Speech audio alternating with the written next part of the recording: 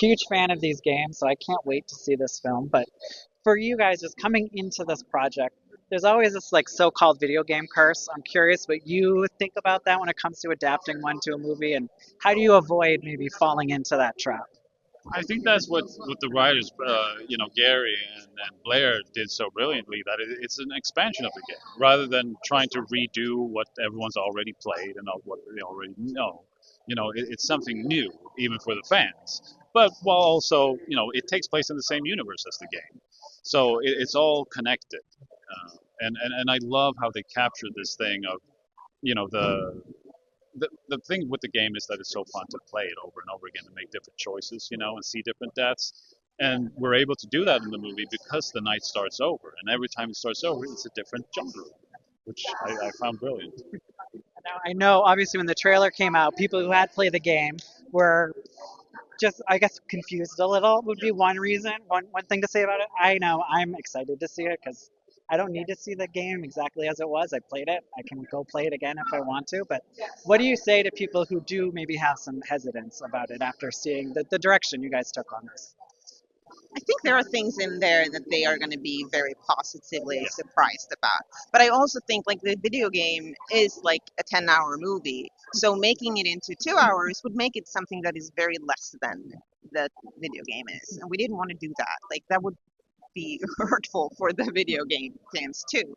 So this is something that gives the audience more Until Dawn rather than less Until Dawn.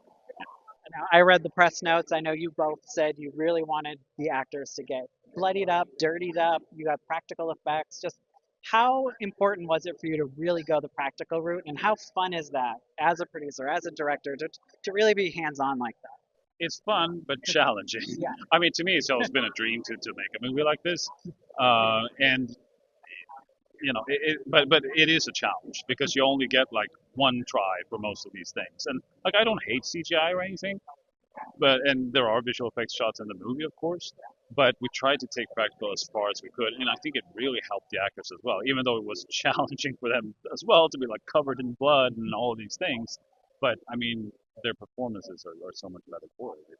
Yeah, but I also think like Hollywood has moved on from practical in many ways, but now sort of coming back to it a little bit. But I don't think Hollywood realizes how hard it is, like how much time it takes. I think that's something that you have to take into account. If you're doing something with practical effects, you need extra time for resets, extra time for making all the prosthetics and everything. It's a big deal. It's not fast because you're doing it on the day.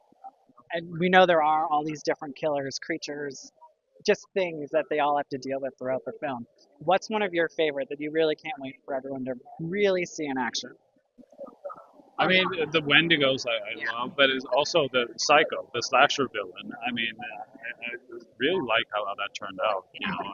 I've found a newfound appreciation for slashers because I enjoyed it so much. And last question, just do you have ideas for sequels? Obviously, there are multiple games in this series. There are a lot of ways you could go with it. Is a franchise something you're hoping out of it? I mean, you could for sure do, many of these because there's so much fun you could have. Like there's subgenres of horror that we didn't get to explore in this one, so you for sure could make more.